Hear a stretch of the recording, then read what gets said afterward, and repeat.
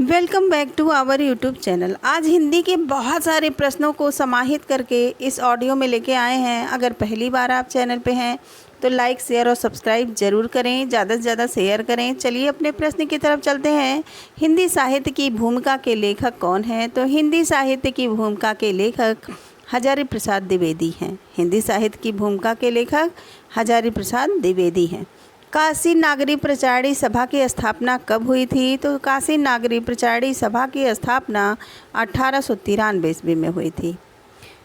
1893 ईस्वी में हुई थी। हिंदी शब्द सागर का प्रकाशन किस संस्था ने किया था? हिंदी शब्द सागर का प्रकाशन किस संस्था ने किया था? तो नागरी प्रचारणी सभा ने किया था हिंदी शब्द सागर का प्रकाशन। फोर्ट विलियम कॉलेज की स्थापना किस वर्ष में हुई थी? फोर्ट विलियम कॉलेज की स्थापना 1800 ईस्वी में हुई थी। फोर्ट विलियम कॉलेज की स्थापना कब हुई थी? तो 1800 ईस्वी में हुई थी। फोर्ट विलियम कॉलेज की स्थापना कब हुई थी? ये बहुत जगहों पे पूछा गया है। तो जीआईसी प्रवक्ता परीक्षा 2017 में भी पूछा गया यह प्रश्न है, और पीजीटी में परीक्षा 2004 में भी पूछा गया प्रश्न है। टीजीटी पुनर्परीक्षा 2004 में भी पूछा गया प्रश्न है। कलकत्ता में स्थापित फोर्ट विलियम कॉलेज के संस्थापक कौन थे? तो जॉन गिल क्राइस्ट थे। जॉन गिल क्राइस्ट थे कलकत्ता में स्थापित फोर्ट विलियम कॉलेज के संस्थापक। सदल मिस्र की भाषा की विशेषता है क्या? तो सदल मिस्र की भाषा की जो विशेषता है वो है पूर्वीपन। पूर्वीपन सदल मिस्र की भाषा की विशेषता है। पूर्वीपन, उनकी भाषा में पूर्वीपन अधिक था सदल मिस्र के। आधुनिक काल में जिस भाषा में हिंदी गद्य लिखा जा रहा है वह खड़ी बोली गद्य ही है। खड़ी बोली गद्य ही है जो आधुनिक काल में हिंदी भाषा लिखा जा रहा है। आचार्य रामचंद्र शुक्ल ने खड़ी बोली गद्य का प्रारंभ अकबर के दरबारी कवि गंग द्वारा लिखित चंद छंद वर्णन की महिमा से माना है। सदल मिस्र हिंदी के पहले गद्यकार हैं। सदल मिस्र हिंदी के पहले गद्यकार हैं। सदल मिस्र की 2 गद्य कृतियाँ प्रसिद्ध हैं। एक तो है नासिकेतोपाख्यानम या चंद्रावती, और दूसरा है रामचरित्र। रामचरित्र है जिसका समय है 1806 ईस्वी। रामचंद्र शुक्ल के अनुसार सदल मिस्र ने व्यवहारोपयोगी भाषा लिखने का प्रयत्न किया है। श्याम सुंदर दास ने तत्कालीन गद्य लेखकों में ईसा अल्लाह खां के बाद दूसरे स्थान पर सदल मिस्र को रखा है। लल्लू लाल की रचना प्रेम सागर में ब्रज भाषा का प्रभाव दृष्टिगोचर होता है तथा शैली आख्यात्मक है। मुंशी सदा सुखलाल की रचना सुख सागर एक धार्मिक ग्रंथ है। सुख सागर कैसा ग्रंथ है? तो एक धार्मिक ग्रंथ है। फोर्ट विलियम कॉलेज में जॉन गिल क्राइस्ट हिंदी उर्दू के अध्यापक थे। किसके अध्यापक थे? तो हिंदी उर्दू के अध्यापक थे। इन्होंने लल्लू लाल और शाहाबाद के सदल मिस्र को भाषा मुंशी के रूप में नियुक्त किया है। प्रेम सागर किसकी रचना है? तो प्रेम सागर जो है रचना वो लल्लू लाल की रचना है। प्रेम सागर किसकी रचना है? तो लल्लू लाल की रचना है। रानी केतकी की कहानी किसकी रचना है? ये कई जगहों पे पूछा गया है। टीजीटी परीक्षा 2011 में पूछा गया प्रश्न है। पीजीटी परीक्षा 2004 में पूछा गया है प्रश्न है, और आश्रम पद्धति परीक्षा 2012 में पूछा गया प्रश्न है कि रानी केतकी की कहानी के लेखक कौन है? तो रानी केतकी के कहानी के लेखक हैं ईसा अल्लाह खां। ईसा अल्लाह खां। इसका एक अन्य नाम और भी है, उदयभान चरित्र। रानी केतकी की कहानी को दूसरा नाम जो है, रानी केतकी की कहानी का दूसरा नाम क्या है? तो उदयभान चरित्र है। और रानी केतकी की कहानी के रचनाकार कौन है? तो ये ईसा अल्लाह खां है। इस तरह भी प्रश्न आ सकता है। नासिकेतोपाख्यानम के लेखक कौन है? नासिकेतोपाख्यानम के लेखक हैं सदल मिस्र। सदल मिस्र नासिकेतोपाख्यानम के लेखक हैं सदल मिस्र। और उदयभान चरित्र के लेखक कौन है? तो ईसा अल्लाह खां है, क्योंकि रानी केतकी की कहानी का दूसरा नाम ईसा अल्लाह दूसरा नाम उदयभान चरित्र है जो ईसा अल्लाह खां की रचना है। सुख सागर की रचना किसकी है? सुख सागर की रचना किसने की? तो सदा सुख लाल ने की। सुख सागर की रचना किसने की? तो सदा सुख लाल ने की। सुख सागर का विषय क्या है? तो विष्णु पुराण के उपदेशात्मक प्रसंग हैं। सुख सागर का विषय क्या है? तो विष्णु पुराण के उपदेशात्मक प्रसंग हैं। लल्लू लाल जी का सर्वाधिक प्रसिद्ध ग्रंथ कौन सा है? तो प्रेम सागर है। लल्लू लाल जी का सर्वाधिक प्रसिद्ध ग्रंथ प्रेम सागर है। खड़ी बोली की पहली रचना है नासिकेतोपाख्यानम। उर्दू को यामनी भाषा कहने का श्रेय किसको है? उर्दू को यामनी भाषा कहने का श्रेय किसको है? तो लल्लू लाल को है। लल्लू लाल को उर्दू को यामनी कहने का श्रेय है। भाषा योग वशिष्ठ के लेखक कौन है? तो राम प्रसाद निरंजनी है। भाषा योग वशिष्ठ के लेखक राम प्रसाद निरंजनी है। भाषा योग वशिष्ठ के लेखक कौन है? तो राम प्रसाद निरंजनी है। गोरा बादल की कथा किसके द्वारा रचित है? गोरा बादल की कथा यह किसके द्वारा रचित है? तो यह जटमल की रचना है। गोरा बादल की कथा जटमल की रचना है। खड़ी बोली में खड़ी शब्द है उसका सर्वप्रथम प्रयोग किसने किया है? तो सदल मिश्र ने किया। खड़ी बोली में जो खड़ी शब्द है उसका सर्वप्रथम प्रयोग किसने किया है? तो सदल मिश्र ने किया है। खड़ी बोली का पहला प्रयोग किसके द्वारा किया गया है? तो जॉन गिलक्राइस्ट के द्वारा खड़ी बोली का पहला प्रयोग किया गया है। हिंदी के प्रथम गद्यकार कौन है? तो लल्लू लाल हैं। ढोला मारू रात दुहा में ढोला के पिता का क्या नाम है?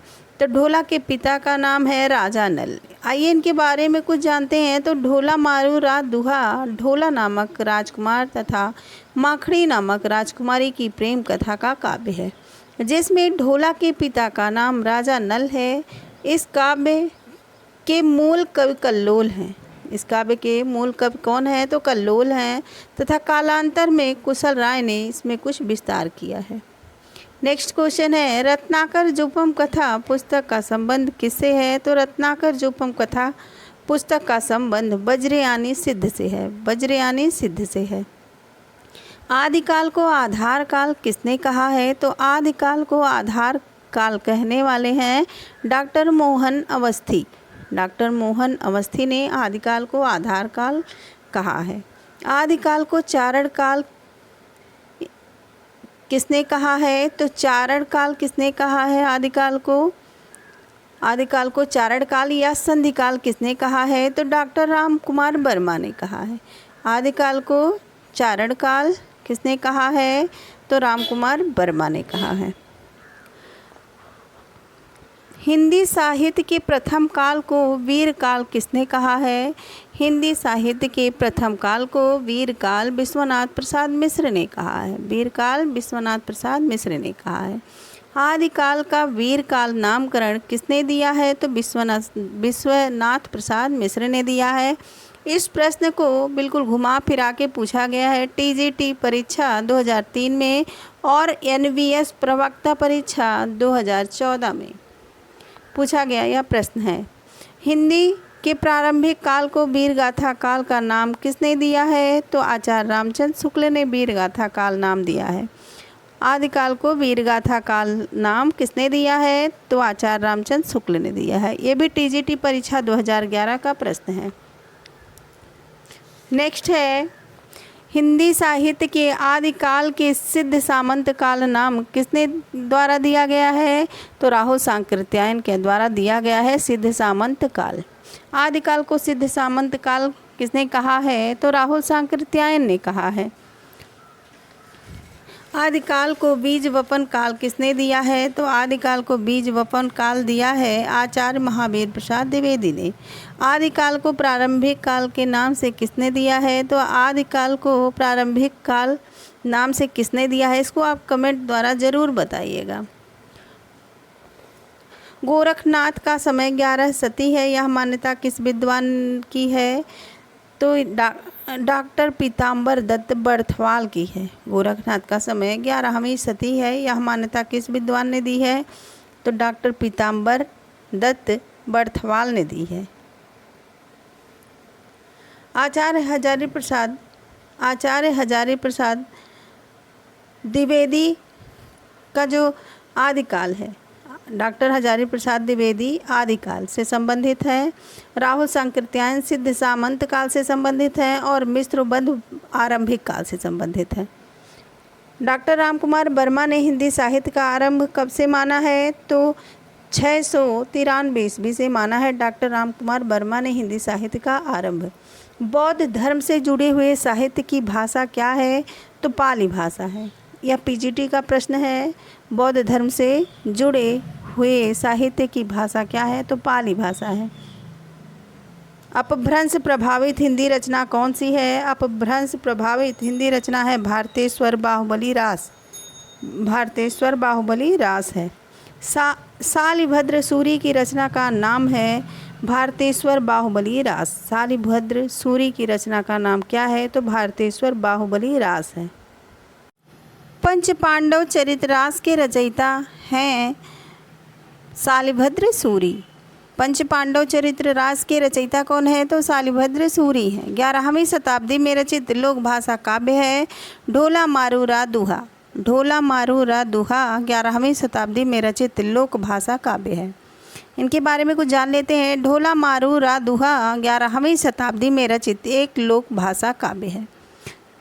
दुहा घड़ा पुराणाम अक्षयी पंक्ति इसकी जो प्राचीनतम की ओर संकेत करती है। मूलतः दोहों में रचित इस लोक काव्य को 17वीं शताब्दी में कुशल राय वाचक ने कुछ चौपाइयाँ जोड़कर विस्तार दिया। नेक्स्ट क्वेश्चन है, अपभ्रंश शब्द का सबसे पहले उल्लेख किसने किया है? तो अपभ्रंश शब्द का सबसे पहले उल्लेख पतंजलि ने किया है। पतंजलि ने किया है। अवहट्ट भाषा से तात्पर्य है, जो अवहट्ट भाषा है वो क्या है? तो ग्रामीण अपभ्रंश भाषा को अवहट्ट भाषा कहते हैं। अवहट्ट भाषा ग्रामीण अपभ्रंश भाषा को कहते हैं। अवहट्ट में शिक्षा शब्द के लिए कौन सा रूप मिलता है? शिक्षा शब्द के लिए अवहट्ट में शिक्षा शब्द मिलता है। शिक्षा को शिक्षा कहते हैं। राहुल सांकृत्यायन के अनुसार चर्या गीत और दोहा कोश की रचना करने वाले पहले बौद्ध सिद्ध कौन हैं? तो सरहपा हैं। राहुल सांकृत्यायन के अनुसार चर्या गीत और दोहा कोश की रचना करने वाले बौद्ध सिद्ध कौन हैं? तो सरहपा हैं। अधिकांश साहित्य इतिहासकारों ने के अनुसार हिंदी के प्रथम कवि कौन हैं? तो हिंदी के प्रथम कवि हैं सरहपाद। कौन है? तो सरहपाद है। डॉक्टर गणपत चंद्र गुप्त ने शालिभद्र सूरी को हिंदी का प्रथम कवि माना है। आइए कुछ इस महत्वपूर्ण तथ्यों को और भी जानते हैं। तो डॉक्टर गणपत चंद्र गुप्त ने शालिभद्र सूरी को हिंदी का प्रथम कवि माना है। डॉक्टर रामकुमार वर्मा ने स्वयंभू को हिंदी का प्रथम कवि स्वीकार किया है। हिंदी का प्रथम कवि कौन है? तो हिंदी का प्रथम कवि सरहपा हैं। हिंदी के किस इतिहासकार के मतानुसार शालिभद्र सूरी हिंदी के प्रथम कवि हैं? तो ये डॉक्टर गणपत चंद्र गुप्त के। सिद्धों का प्रथम कवि कौन है? तो सरहपा हैं। सिद्धों के सबसे पुराने कौन थे? तो सरहपा थे। सिद्धों में सबसे पुराने सरहपा थे। सरहपाद को हिंदी का प्रथम कवि माना है किसने? तो पंडित राहुल सांकृत्यायन ने सरहपाद को हिंदी का प्रथम कवि माना है। राहुल जी ने हिंदी भाषा का प्रथम कवि किसे स्वीकार किया है? एक ही प्रश्न को घुमा फिरा के पूछा गया है पीजीटी में और टीजीटी 2004 में और पीजीटी 2010 में। राहुल जी ने हिंदी भाषा का प्रथम कवि स्वीकार किया है किसको? तो सरहपा को। राहुल सांकृत्यायन ने हिंदी का पहला कवि किसे माना है? तो राहुल सांकृत्यायन ने सरहपा को माना है। सहजयान के प्रवर्तक कौन है? सहजयान के जो प्रवर्तक हैं वो हैं सरहपा। सहजयान के प्रवर्तक सरहपा हैं। स्वयंभू को हिंदी का प्रथम कवि माना है किसने? तो रामकुमार वर्मा ने स्वयंभू को प्रथम कवि माना है। नाथ पंथ सिद्धों की परंपरा से ही छांट कर निकला है, यह कथन किसका है? तो यह कथन आचार्य रामचंद्र शुक्ल का है। आचार्य हजारी प्रसाद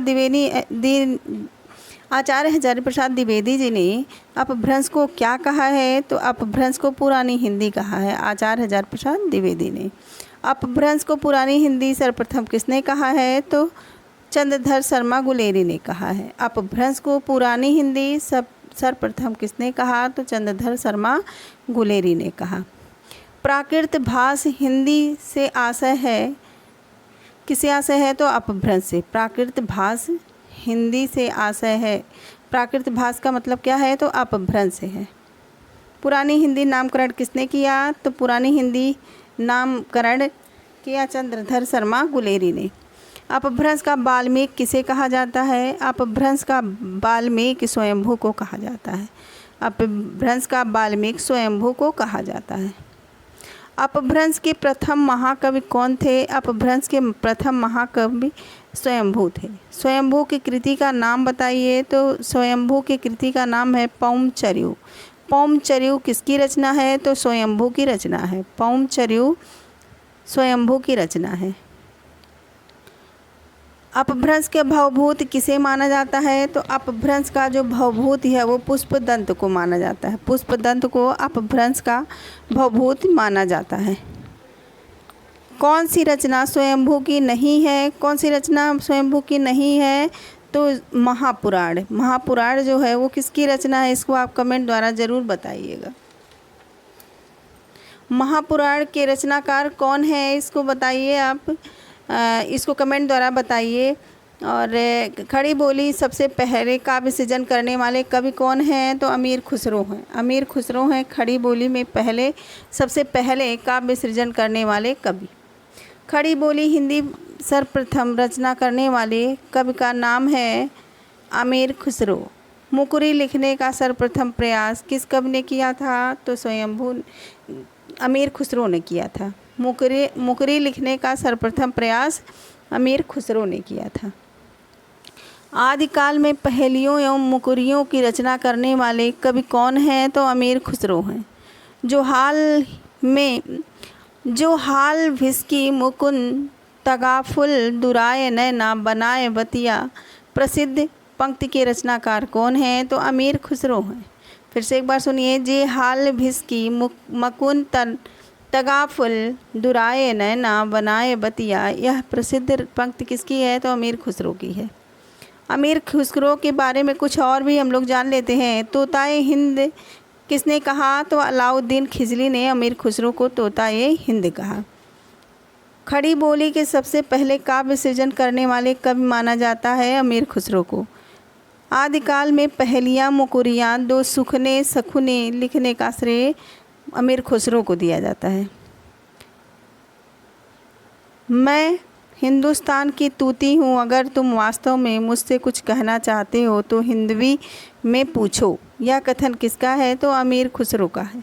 अमीर खुसरो की कुछ रचनाएं इस प्रकार हैं। तो खलिक बारी है, जिसे खलिक बारी फारसी, अरबी और हिंदी का कोश है। नूर सिपहर आशिक आवास एक खुसरीपी इतिहासकार ईश्वरी प्रसाद इन्हें कवियों में राजकुमार कहते हैं। इतिहासकार ईश्वरी प्रसाद इन्हें कवियों में राजकुमार कहते हैं। अमीर खुसरो हिंदी साहित्य के किस काल से संबंधित कवि हैं? तो आदिकाल से संबंधित कवि हैं। अमीर खुसरो जो थे वो आदिकाल से संबंधित कवि थे। नेक्स्ट है उक्ति व्यक्ति प्रकरण। यह ग्रंथ है किसका? तो यह व्याकरण ग्रंथ है। उक्ति व्यक्ति प्रकरण यह ग्रंथ किस चीज़ का है? महाकाव्य है, छंद है या गद्य काव्य है? तो उक्ति व्यक्ति प्रकरण यह व्याकरण है। यह व्याकरण है। उक्ति व्यक्ति प्रकरण का रचनाकार कौन है? तो ये दामोदर शर्मा है। दामोदर शर्मा उक्ति व्यक्ति प्रकरण के रचनाकार हैं। चारण साहित्य किस साहित्य का दूसरा नाम है? तो रासो साहित्य का चारण साहित्य दूसरा नाम है। चारण साहित्य रासो साहित्य का दूसरा नाम है। चारण साहित्य रासो साहित्य का दूसरा नाम है। सिद्धों की संख्या कितनी मानी जाती है? तो 84। सिद्धों की संख्या मानी जाती है 84। 84 सिद्धों की संख्या मानी जाती है। रासो ग्रंथ किस भाषा में लिखे गए थे? तो रासो ग्रंथ जो थे वो टिंगल पिंगल भाषा में लिखे गए थे। डिंगल पिंगल भाषा में लिखे गए थे। उपदेश रसायन के रचनाकार कौन हैं? तो उपदेश रसायन के रचनाकार जो हैं वो हैं जिनदत्त सूरी। जिनदत्त सूरी हैं उपदेश रसायन के रचनाकार। बिशलदेव रासो ने किस शैली का प्रयोग किया गया है? बिशलदेव रासो में किस शैली का प्रयोग किया गया है? तो गेय शैली का प्रयोग किया गया है। बिशलदेव रासो के रचनाकार कौन हैं? तो नरपति नाल हैं। बिशलदेव रासो की पत्नी का क्या नाम है? तो राजमती है। बिशलदेव रासो में बिशलदेव की पत्नी का नाम राजमती है। बिशलदेव रासो के रचयिता कौन हैं? तो नरपति नाल हैं। नरपति नाल हैं बिशलदेव रासो के रचयिता। राजमती ने रूठकर बिशलदेव कहाँ गए थे? तो राजमती से रूठकर बिशलदेव उड़ीसा गए थे। राजमती से रूठकर बिशलदेव कहाँ गए थे? तो उड़ीसा गए थे। कुछ इनके बारे में हम लोग जान लेते हैं कि बिशलदेव रासो में राजा भोज, परमार की पुत्री राजमती और अजमेर के चौहान राजा बिशलदेव तृतीय के विवाह, वियोग और पुनर्मिलन की कथा सरस शैली में प्रस्तुत की गई है। इसमें वर्णित है कि राजमती की बातों से रुष्ट होकर स्वाभिमानी राजा बिशलदेव उड़ीसा चला गया था।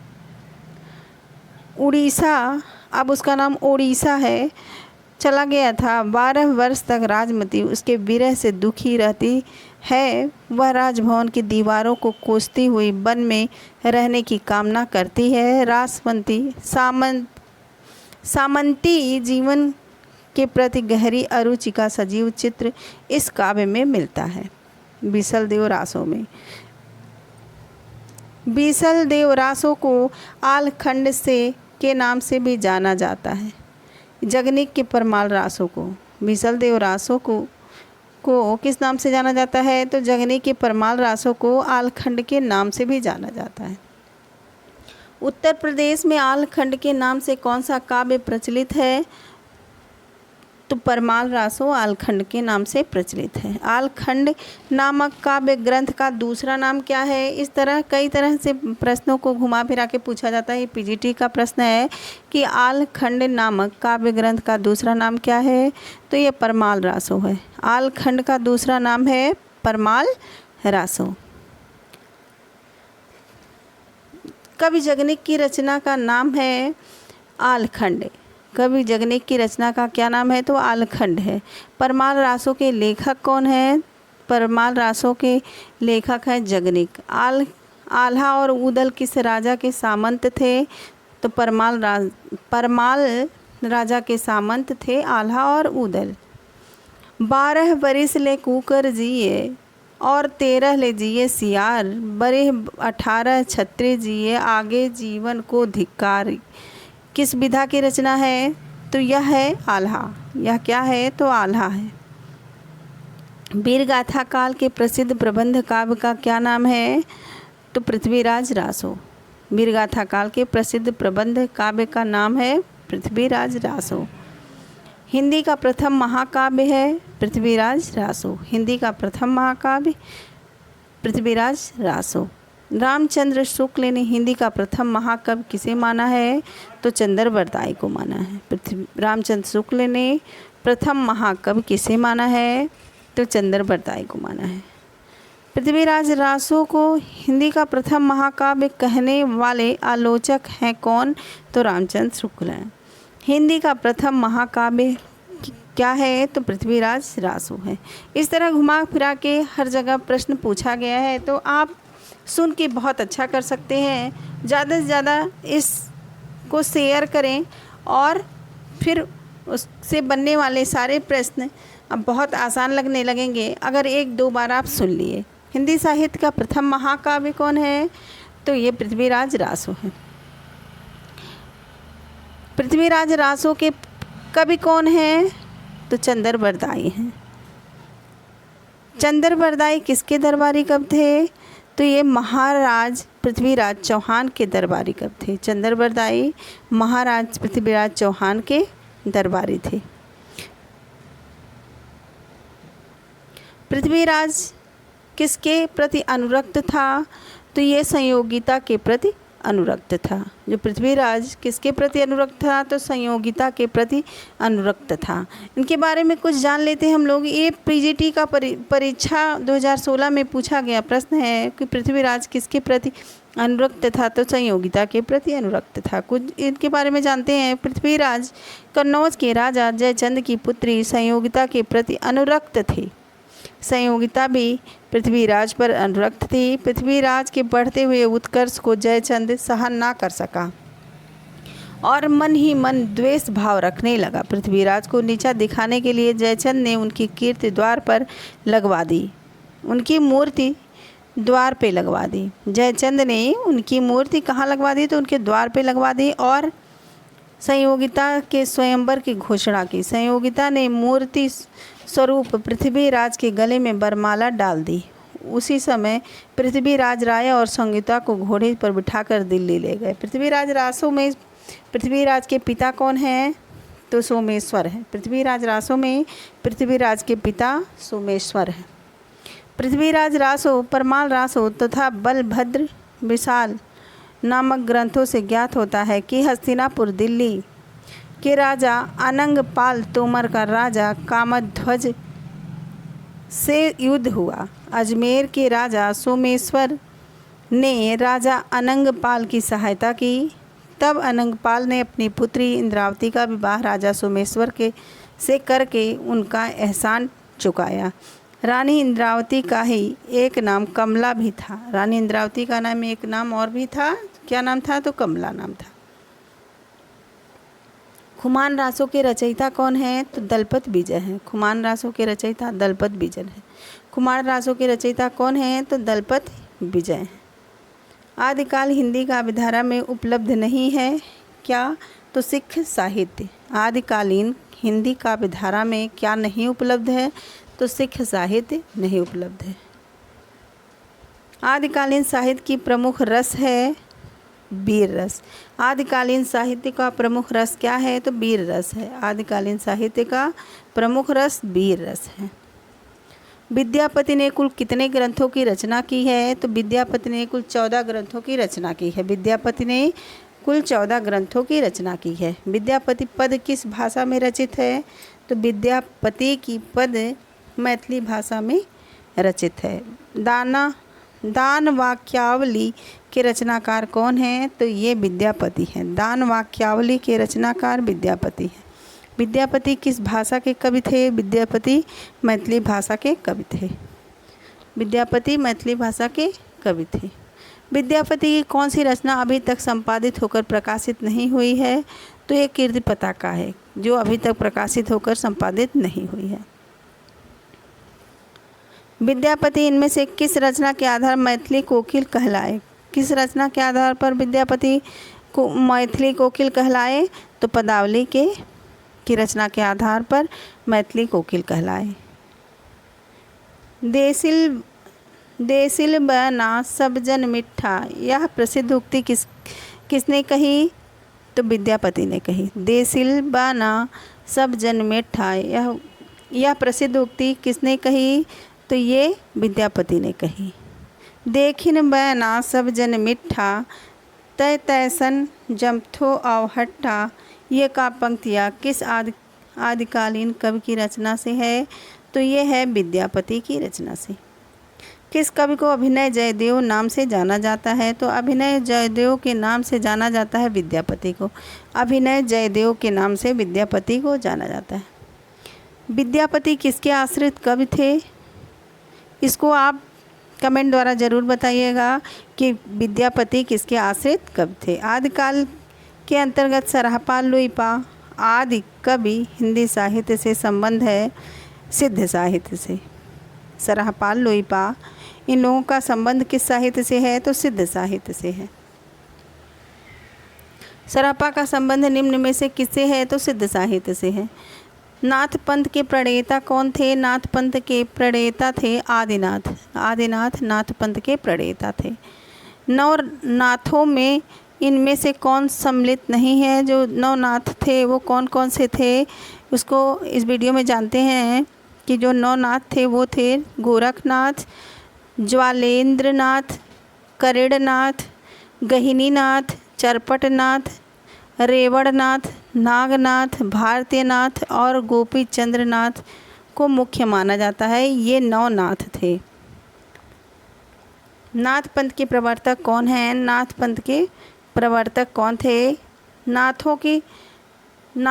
पंथ के प्रवर्तक कौन थे, इसको आप ज़रूर कमेंट द्वारा बताइएगा। तो नाथों की संख्या कितनी मानी गई है? तो 9 मानी गई है। हठ योग का उपदेश किसने दिया था? हठ योग का उपदेश दिया था गोरखनाथ ने। सिद्धों की साधना में शून्य का पूरक तत्व क्या था? तो वज्र था। सिद्धों की साधना में शून्य का पूरक तत्व था वज्र। ये पीजीटी परीक्षा 2000 में पूछा गया प्रश्न है। सिद्ध कवियों द्वारा प्रयुक्त भाषा को कहा जाता है, क्या कहा जाता है? तो संधा कहा जाता है। सिद्ध कवियों द्वारा प्रयुक्त भाषा को कहा जाता है संधा। हिंदवी शब्द का प्रथम प्रयोग किस इतिहासकार ने किया है? हिंदवी शब्द का प्रथम प्रयोग किस इतिहासकार ने किया है? तो अब्बू सईद ने किया है। पार्श्वनाथ चरित्र के लेखक हैं कौन? तो वादिराज हैं। पार्श्वनाथ चरित्र के लेखक वादिराज हैं। वादिराज हैं पार्श्वनाथ चरित्र के लेखक। निर्भय भीम व्यायोग के लेखक हैं रामचंद्र सूरी। निर्भय भीम व्यायोग के लेखक हैं रामचंद्र सूरी। रामचंद्र सूरी हैं निर्भय व्यायोग के लेखक। निर्भय भीम व्यायोग के लेखक कौन हैं?